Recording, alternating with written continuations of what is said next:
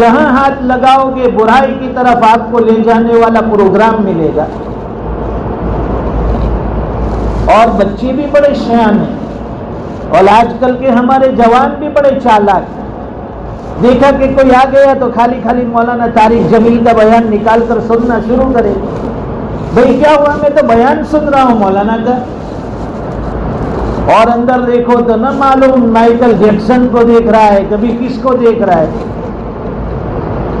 انسان اپنے اعمال کے اعتبار سے کتنا صاف ستھرا ہے.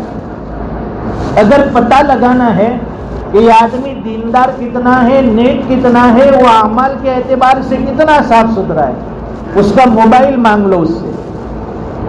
اگر وہ آسانی سے دے دے سمجھ لیجئے کہ اچھا بندہ ہے،